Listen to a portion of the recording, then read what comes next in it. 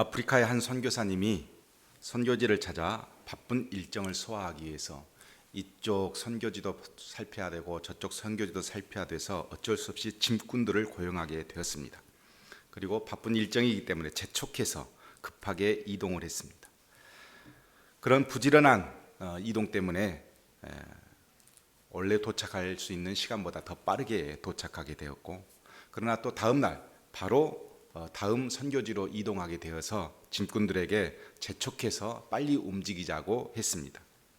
그런데 이 짐꾼들이 움직이지를 않는 겁니다. 그래서 통역사에게 왜 움직이지 않느냐라고 물었더니 이 아프리카의 짐꾼들이 뭐라고 대답을 했냐면, 육체가 빨리 와서, 너무 빨리 달려와서 아직 영혼이 도착하지 못해서 움직일 수 없다, 이렇게 대답을 했습니다. 우리말로 말하면 정신없이 살다 보니 좀 기다려야 된다, 이런 의미를 갖고 있겠죠. 우리들의 영과 육의 상태를 여러분은 어떻게 보고 계십니까? 이렇게 짐꾼들처럼 지혜롭게 자신의 어떤 영혼이, 영과 육이 어떤 상태인지를 살펴보고 살고 계십니까? 아니면 그냥 사십니까? 내 육신의 생각이 너무 빨리 움직여서 내 영혼을 움직이는 성령님의 인도하심이 아직 이르지 않았구나, 이런 느낌을 한 번이라도 받아보고 사시는지, 아니면 그 모든 것을 무시하고 사시는지 우리는 한번 생각해 볼 필요가 있습니다. 이렇게 육신의 생각이 내 삶을 지배할 때 우리는 성령님 없이 혼자 살게 됩니다.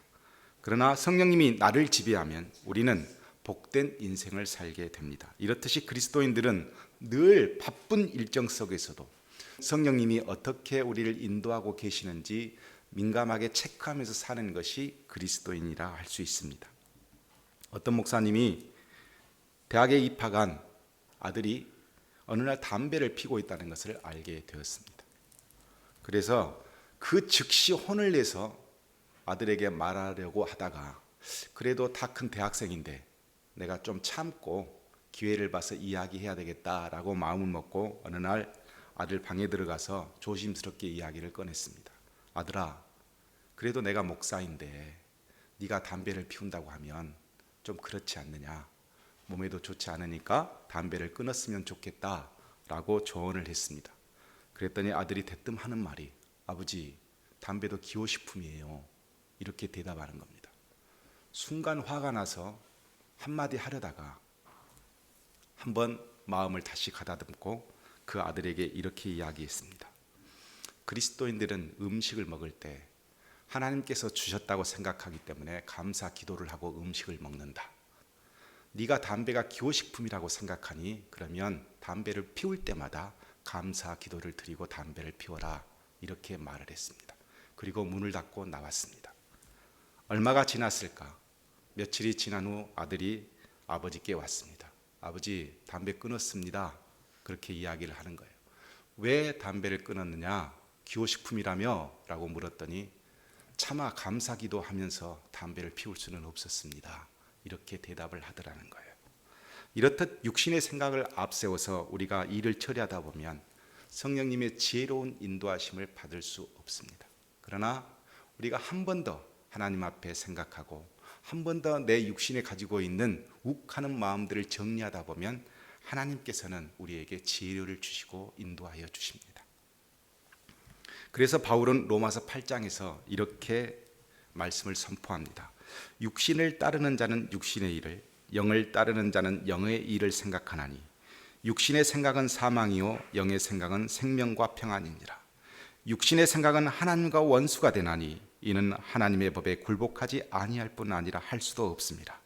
육신에 있는 자들은 하나님을 기쁘시게 할 수 없느니라. 바울은 그렇게 선포합니다. 육신의 생각과 삶은 절대로 하나님께 영광을 드릴 수 없을 뿐만 아니라 기쁨도 드릴 수 없습니다. 그래서 영과 육의 관계를 내 몸에서 어떻게 흐르고 있는지, 내 몸은 이 영과 육의 관계 안에서 어떤 결과물들을 만들고 있는지를 우리는 늘 그리스도인이라면 생각해보고 또 따져보면서 살아가는 것이 그리스도인입니다. 그러나 대부분 그리스도인들은 영적 흐름이나 영적 활동을 무시하고 육신의 감각과 이성의 판단만 가지고 신앙생활을 하려고 하는 습성들을 가지고 있습니다. 그렇게 되면 우리는 교만하게 되고 결국은 육신의 생각들이 계속 자라면서 죄의 습성들을 조금씩 받아들이게 되고 점차적으로 나도 모르게 육신의 지배를 받게 되어지는 그런 그리스도인이 될 수밖에 없습니다. 그러므로 그리스도인이라면 늘 육신을 쫓는 자신의 모습을 살펴보고 오늘 성령님께서 나를 어떻게 인도하시는가, 성령님은 어떤 말씀을 주시는가를 민감하게 체크하고 가는 것이 그리스도인입니다. 오늘 본문을 통해 다윗이 자신의 스스로를 어떻게 살폈고 어떻게 하나님과의 관계를 유지하려 했고 그리고 그 관계 안에서 어떤 것들을 쫓아가는 것인지 우리 한번 살펴보려고 합니다. 우리는 지지난주부터 사무엘하 24장을 살펴보았습니다. 다윗은 하나님의 은혜와 긍휼의 손에서 벗어나게 되자 죄를 짓게 되었습니다. 많은 대적과 원수들로부터 하나님께서 세워주신 자신의 왕국을 이제는 스스로의 능력과 힘으로 한번 이 왕국을 튼튼하게 해봐야 되겠다라는 마음이 생기게 되었고, 그래서 인구조사를 통해 강력한 군대를 조직하고 그 군대를 온 천하에 알려서 나는 이렇게 군대를 갖고 있으니 나를 더 이상 공격하지 마라, 이런 의도를 갖고 인구조사를 하게 된 것입니다. 세상 사람들을 보기에는 육신의 생각으로 보면 합리적인 국가 운영이지만 하나님께서는 이것을 죄로 보셨습니다. 인구조사 10개월이 지나자 자신 안에 스스로 자신을 보호하려고 했던 자신 안에 하나님의 음성이 없는 것을 다윗은 깨닫습니다. 그래서 회개했습니다. 하나님, 제가 주님 앞에 죄를 지었습니다 라고 하면서 그 인구조사를 가지고 하나님께 나아갔더니 하나님께서 그것을 용서해 주시기는 주시는데 그러나 그냥 용서해 주시는 않고 반드시 징계를 받아야 한다, 이렇게 말씀해 주셨습니다. 전염병으로 7만여 명의 백성들이 징계를 받아 죽어갔습니다. 속절없이 죽어가는 그 백성 앞에 다윗은 다시 무너지면서 하나님 앞에 기도합니다. 하나님, 백성을 죽이지 마시고 나를 죽이고 내 가정을 치십시오. 이렇게 기도했었을 때 다윗은 온몸으로 이 하나님이 징계하신 것을 다 받고 있는 모습을 우리는 볼 수 있었습니다. 오늘 본문에 이 모든 과정을 지켜본 갓 선지자가 다윗을 찾아왔습니다. 그리고 18절에 이렇게 제안합니다. 여부스 사람 아라우나의 타작마당에서 여호와를 위해서 단을 쌓으소서라고 조언을 했습니다. 다윗이 전염병이 일어나자 회개하던 중 천사와 대면했던 곳이 바로 이 여부스 사람 아라우나의 타작마당이었고 그곳에서 예배를 드리는 것이 좋겠다, 이렇게 갓 선지자가 조언한 것입니다. 그래서 다윗은 아라우나의 타작마당을 은 50세겔 주고, 지금으로 따지면 노동자가 200일 동안 일한 값이라고 보시면 되는데, 그런 엄청난 돈을 들여서 그에게 주고 거기에서 번제와 화목제를 하나님께 드렸습니다. 레위기에서 보면 번제는 자기 죄를 하나님께 고백할 때 드려지는 제사가 번제였고, 화목제는 이렇게 제사를 드렸으니 하나님이 다시 나와 화목하게 되었음을 감사하는 제사가 화목제였습니다. 다윗은 이렇게 하나님께 번제와 화목제를 드렸더니 하나님께서 그 제사를 받으시고 재앙이 그쳤다, 성경에는 이렇게 기록하고 있습니다. 저와 여러분은 다윗과 같이 하나님이 아닌 스스로 나의 능력으로 나의 힘으로 나를 보호하고 그렇게 살기를 원하는 육신의 생각들이 끊임없이 일어나는 사람들입니다. 많이 가지고 있으면 뭐든지 할 수 있을 것 같은 그런 마음들, 가장 안전한 곳에 있으면 항상 행복할 것 같은 그런 마음들이 늘 우리 안에 육신의 생각으로 자리 잡고 있기 때문에 우리는 바쁜 일정 속에서도 가급적 육신의 열심을 계속 내서 그것들을 차지하려고 하는 마음들이 다윗처럼 우리에게 있는 것입니다. 내 영혼이 망가지든 말든, 죄에 내가 얼마나 노출되어 있는지 그런 것들을 전혀 체크하지 않고 세상과 적당히 타협하면서 정신없이 내 육체를 열심히 활동해서 이 고지에 올라가려고 하는 습성을 우리는 가지고 있다 하는 것입니다. 이런 상황에서 아프리카 짐꾼들이 가지고 있는 지혜는 우리에게 찾아볼 수도 없습니다. 이렇게 하나님과 내가 멀어졌을 때 이 관계를 도대체 무엇으로 우리는 다시 회복시킬 수 있느냐 하는 것입니다. 그 유일한 방법은 예배입니다.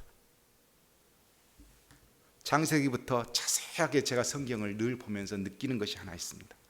하나님과 나의 관계가 틀어졌었을 때 다시 예전 관계처럼 회복할 수 있는 유일한 방법은 예배입니다. 가인이 아벨을 죽였습니다. 그러자 하나님은 셋을 통해서 예배를 받으십니다. 다시 홍수로 세상이 범람하고 심판을 받자 하나님은 노아의 가정을 방주에 넣으셨고, 노아가 방주에서 나오자마자 제일 먼저 하는 일은 예배였습니다. 아브라함은 기근으로 하나님께 주신 약속의 땅을 버리고 애굽으로 도망을 갔습니다. 도망을 가다 다시 돌아와서 제일 먼저 하는 것은 베델에서 예배를 드리는 일이었습니다. 야곱은 삼촌 라반의 집을 탈출해서 약속의 땅 가나안으로 들어왔습니다. 그러나 재산이 너무 많다 보니 이 재산을 보호할 수 있는 땅이 어딜까 봤더니 세겜 땅이었어요. 그래서 세겜 땅에서 정착하려고 했더니 하나님께서 이것을 죄로 본 겁니다. 그것은 문제가 생겨서 다시 탈출한 것이 베델이었고, 제일 먼저 하는 일은 베델 땅에서 다시 예배를 드리는 일이었습니다. 이처럼 하나님과 우리가 무너졌을 때, 관계가 멀어졌을 때 우리가 제일 먼저 할 수 있는 것은 오직 예배입니다.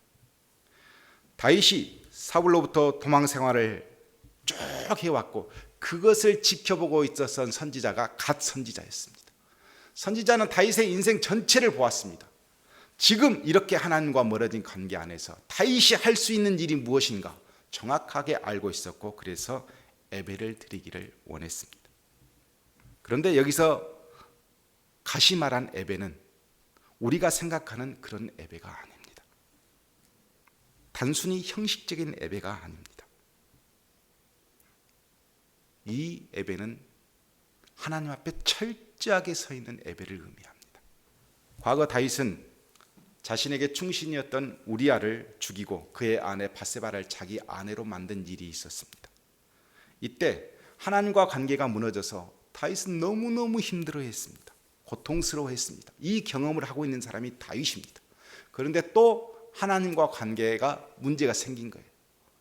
이때 다윗이 하나님과 관계가 문제 생겼을 때 시편 51편에 자세하게 그 관계를 기록해 놓았습니다. 시편 51편 9절에 보면 이렇게 다윗이 기도했습니다. 주의 얼굴을 내 죄에서 돌이키시고 내 모든 죄악을 지워주소서. 나를 주 앞에서 쫓아내지 마시며 주의 성령을 내게서 거두지 마십시오. 하나님이여, 나의 구원의 하나님이여, 피 흘린 죄에서 나를 건져주십시오. 이렇게 영적으로 몸부림을 쳤습니다. 그런데 놀랍게도 이렇게 몸부림을 쳐도 하나님과의 관계가 회복되지 않았습니다. 그래서 다윗이 생각했습니다. 이렇게 기도를 해도 안 된다면 예배를 드려볼까? 라고 생각해서 예배를 드리면 하나님과 관계가 정상화되겠지라고 해서 예배를 드리려고 했습니다. 그랬더니 16절에 다윗이 이렇게 고백합니다. 주께서 제사를 기뻐하지 아니하시나니 그렇지 아니하면 내가 드렸을 것이라. 주는 번제를 기뻐하지 아니하시나이다. 그랬습니다. 내가 제사를 드리면 하나님이 나와 관계를 회복해 주실까라고 제사를 드렸더니 주신 마음이 그거 받지 않겠다는 거예요. 단순한 예배로는 무너진 관계를 회복할 수 없었습니다. 그리고 깨달았습니다. 17절에 보면 다윗이 이렇게 고백합니다. 하나님께서 구하는 제사는 상한 심령이라. 하나님이여, 상하고 통회하는 마음을 주께서 멸하지 아니하시리이다. 그때 주께서 의로운 제사와 번제와 온전한 제사를 기뻐하시리니 그때 그들이 수소를 주의 제단에 드리리이다. 깨달았습니다. 기도로도 안 되는구나.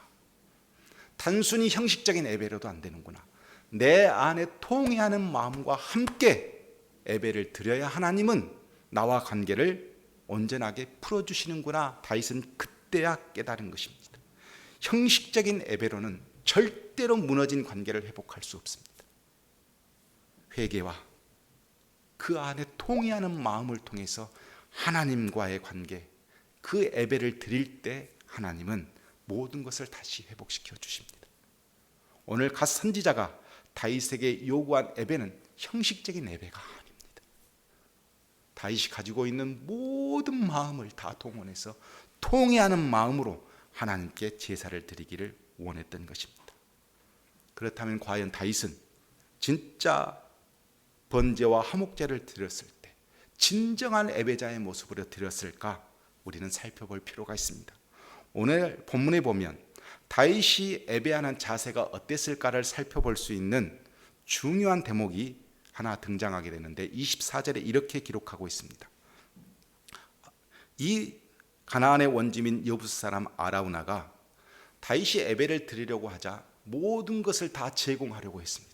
왕이 예배를 우리 집에서 드리신다 하니 우리 집에는 밭도 있고 소도 있고 나무도 있으니 왕이 말씀만 하시면 이 모든 것을 다 제공하겠습니다 라고 이야기했더니 24절에 다윗이 이렇게 이야기합니다. 값없이는 내 하나님 여호와께 번제를 드리지 아니하리라. 이 말은 곧 타인의 믿음 위에 타인이 준비한 예배를 통해 하나님과 관계를 내가 회복하지 않겠다 이것입니다. 성직자를 통해 하나님과 관계를 회복할 수 있습니까? 잘 믿는 내 배우자를 따라서 살면 하나님과의 관계가 회복되어집니까? 열심히 새벽에 기도하는 내 부모의 예배를 통해서 하나님과 무너진 내 관계가 회복이 됩니까? 아니라는 것입니다. 하나님과 관계는 내가 직접 준비한 재물, 온 마음을 준비해서 준비한 그 재물 위에서만 회복될 수 있다라고 하는 것입니다. 예배는 주술 행위가 아닙니다.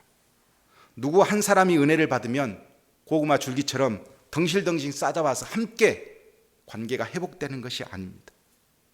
오직 내 모든 것이 드려져야 하고 내 마음이 다 합쳐져야만 하나님께서는 그 예배를 인정해 주시기 때문에 개인이 다 만나야 되는 겁니다.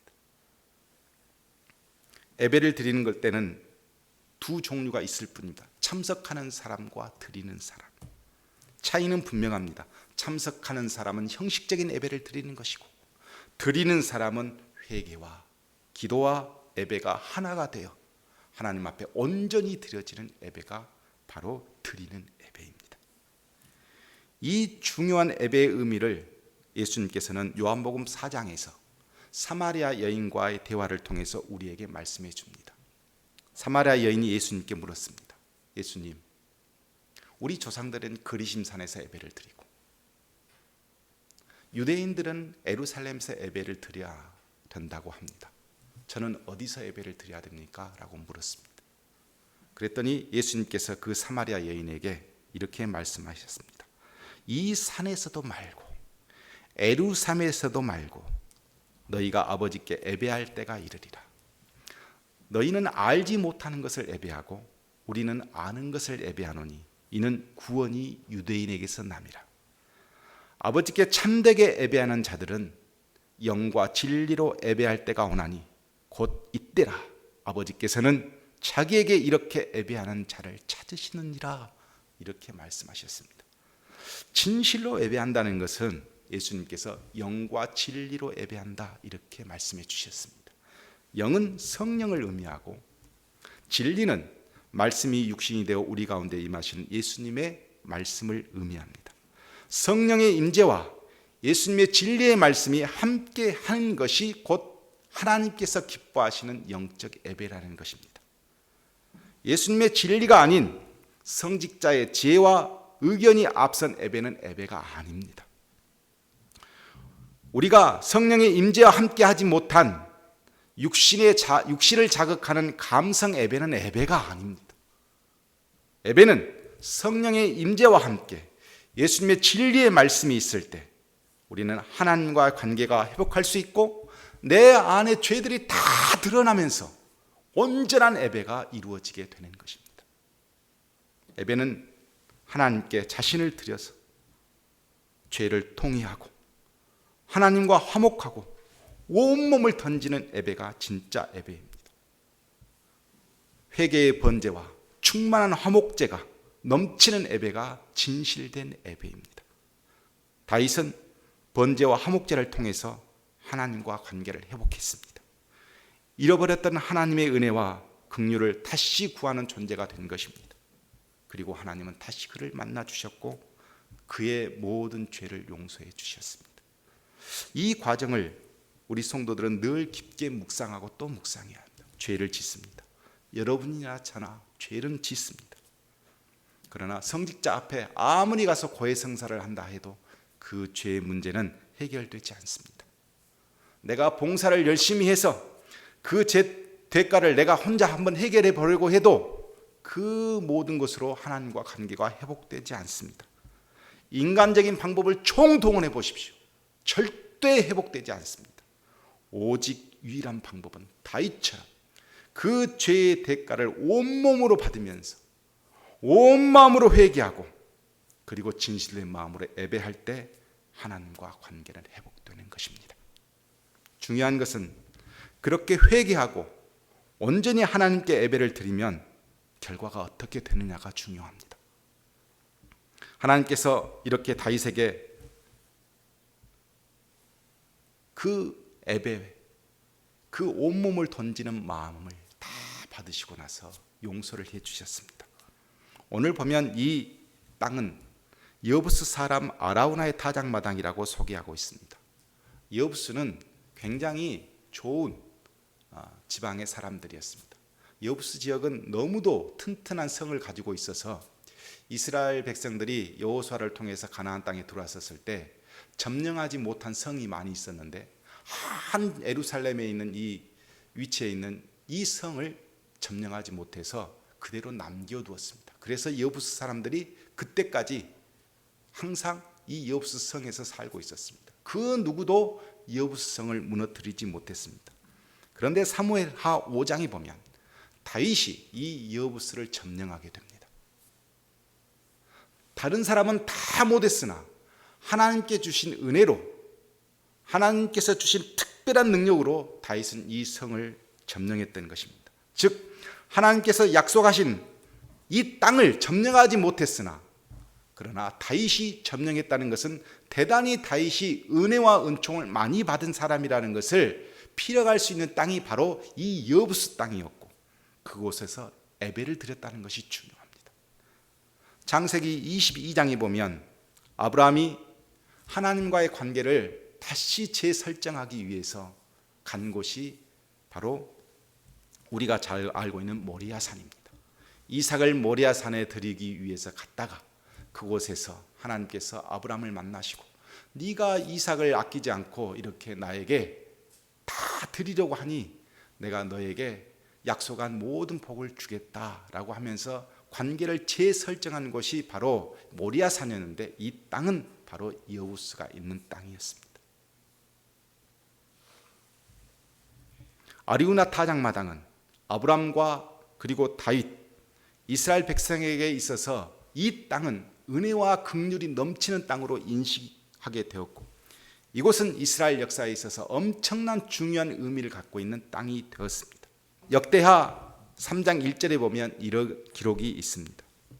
솔로몬이 예루살렘 모리아산에 여호와의 전 건축하기를 시작하니 이곳은 전에 여호와께서 그의 아버지 다윗에게 나타나신 곳이요 여부스 사람 오르난의 타작 마당에 다윗이 정한 곳이라 이렇게 기록이 되어 있습니다. 아리우나라는 이름은 여부스식 이름이고 이 오르난이라고 하는 이름은 히브리어 이름입니다. 같은 사람입니다. 즉 이 아리우나의 타작 마당이 다윗과 아브라함의 좋은 하나님의 역사가 풍부했던 그 느낌 그대로 다시 이곳에 성전을 세우는 예루살렘 성전의 터가 되어집니다. 죄를 지어 회개하고 하나님께 간절하게 예배했던 이 곳이 결국 이스라엘 백성들이 그렇게도 사모했던 성전을 짓는 바로 장소가 되어지는 곳입니다. 하나님의 임재의 상징이었던 땅, 그 땅은 바로 다윗이 하나님께 회개하고 온 마음을 들여서 예배했던 곳이었고, 하나님께서 이곳에 성전을 짓게 한 이유는 너희들이 다윗처럼 아브라함처럼 온 몸을 던져서 온 마음을 던져서 예배하면 내가 항상 이곳에서 너희와 함께 하겠다라는 그 역사적인 모든 곳을 심어준 곳이 바로 이 아리우나 타작마당이 된 것입니다. 하나님과 다윗이 다시 만난 곳, 다시 은혜를 체험할 수 있는 곳, 그곳은 성전이 되어집니다. 말씀을 마치겠습니다. 제가 화순춘향교회에 있었을 때 제 동기의 추천을 받아서 화순춘향교회로 갔고, 그곳에 갔었을 때 쉴 만한 곳이 없었는데 마치 권사님 한 분이, 이 동기의 할머니죠, 이 할머니 집이 권사님이 바로 교회 옆에 있었는데 그 권사님 댁에 가면 방이 하나 있었고 제가 거기서 쉴 수 있었습니다. 가끔 가서 잠도 자고 권사님이 주신 과일도 먹고 그랬습니다. 권사님이 늘 가지고 있는 성경책이 옛날 성경책이었는데 얼마나 많이 읽으셨든지 이 성경이 닳고 닳았습니다. 이제 할 일이 없으니까 성경만 읽으신다, 이렇게 권사님이 말씀해 주셨는데, 이 권사님 아들이 저한테는 학교 선배가 되겠죠. 이분도 그 당시에는 전도사였고 그 딸인 내 동기도 저하고 같은 신학생이었어요. 그러니까 아들도 전도사고 그 소녀딸도 어떻게 보면 전도사인 그런 경우에서 하도 대대로 예수를 잘 믿는 집안인갑다, 이렇게 생각이 되어서 권사님과 어느 날 이야기를 하게 되었는데 참 재미있는 일을 알게 되었습니다. 너무 아버지가 늦게 신학을 했다 싶어서 물었더니 이런 이야기인 겁니다. 아버지가 농협 부장 정도 되는 직급을 가지고 있는 분이었어요. 날마다 온 가족이 예수 믿고 그렇게 해서 열정적으로 살았는데 아버지가 빨리 돌아가신 거예요. 그러니까 여동생 식구들 다 먹여 살려야 하는 가운데 어머니가 부지런히 사셨어요. 그리고 온 초점을 아들한테 두어서 이 아들 하나 있는 사람이 잘 되어서 농협 부장까지 된 거죠. 근데 중요한 것은 날마다 술을 먹는 거예요. 술을 먹고서 조용히 있으면 좋은데 온 동네를 다니면서 싸우고 집에 오면 살림을 두드러 깨고 이러는 거죠. 그러니까 어머니가 권사인데 이걸 보고 있을 수가 없는 거예요. 내가 어떻게 키운 아들인데 이렇게 할까 싶어서 어느 날 역시나 술을 먹고 와서 또 집에서 난장판을 벌이는 겁니다. 권사님이 참지 못했습니다. 그래서 낫 한 자루를 갖고 나왔어요. 차라리 너를 죽고 나 죽을란다. 그러면서 낫을 휘두르니까 이 술 먹은 자식이 번쩍 정신이 든 거예요. 그래서 어머니의 눈빛을 봤는데 보통 사람의 눈빛이 아니고 정말 쳐 죽일 눈빛을 하고 자식에게 달라든 겁니다. 그 누구도 옆에서 말릴 수가 없었습니다. 그래서 아들이 도망가기 시작했어요. 그런데 그 나이 드신 어머니가 달리기를 얼마나 잘하든지 곧 따라잡을 정도로 술 찬 아들을 쫓아가는 거예요. 아들이 도망가다 설마 교회에서까지 어머니가 그러실까 싶어서 교회에 들어갔는데 그날따라 아무도 없는 거예요. 그래서 황급하게 들어간 것이 옛날 목사님 강대상이 있으면 밑에 구멍이 있었어요. 그래서 거기를 열고 그 안에 숨은 겁니다. 그랬더니 어머니가 교회 안에 들어왔는데 아직 자식이 없는 거예요. 분명히 들어왔는데 낫을 놓고 어머니가 교회 앞에서 강대상 앞에서 무릎을 꿇더니 기도를 하는 겁니다. 하나님, 내가 그렇게 우리 아들을 기도하고 남편이 빨리 죽어 과부로 평생을 자식을 위해서 매달리며 살았는데 결과가 이겁니까? 하면서 통곡을 하는 어머니의 기도를 그대로 다 들을 수밖에 없었어요. 한참 동안 기도하신 어머니가 낫을 들고 교회를 나갔습니다. 그리고 그 강대상에서 한참 울었습니다. 술이 다 깨고 집으로 돌아와서 어머니 앞에 섰습니다. 어머니, 내가 모든 것을 내려놓고 다시 살겠습니다 라고 결정하고 거듭 생각해 보니 어머니의 기도대로 신학을 하는 게 좋겠다 싶어서 딸 자식하고 같이 학교에 오게 된 겁니다. 진정한 회개가 있는 곳, 전 그곳은 성전이 된다고 믿습니다. 진정한 하나님 앞에 모든 것 다 내려놓고 하나님의 긍휼을 구하는 성령 충만한 그런 삶은 반드시 하나님이 그곳에서 성전을 주십니다. 내 안에 무엇이 들어와 있는지, 내 육신의 생각이 성령의 생각보다 얼마나 빨리 움직이는지 우리는 늘 내 안에서 살펴보아야 합니다. 살펴보고 하나님께서 인도하시는 것, 하나님이 역사하시는 곳에 내 안에 모든 것이 집중돼서 그곳에서 회개하고 하나님과 만나면 우리 안의 모든 사람들은 하나님께서 인도해 주시고 그 기도하는 장소가 하나님은 성전을 삼으셔서 모든 긍휼과 은혜의 땅이 되도록 역사해 주신다는 것입니다. 저나 여러분이나 도저히 짐작할 수 없는 현실 속에서 지금 살고 있습니다. 그럼에도 불구하고 우리가 성령 충만한 마음을 통해, 그리고 우리 영혼이 어떤 영혼인가, 내 육신이 어떤 생각을 갖고 있는가 늘 살피면서 주님께 한 발자국 더 그 자리에서 기도의 시간들을 보내면 하나님은 반드시 응답하셔서 그곳에 성전을 삼고 우리 모두에게 하나님의 은혜가 풍성할 수 있는 가정이 되고 교회가 되게 해 주실 것이라 저는 믿습니다. 그런 가정이, 그런 교회가 되기를 주님의 이름으로 축복합니다.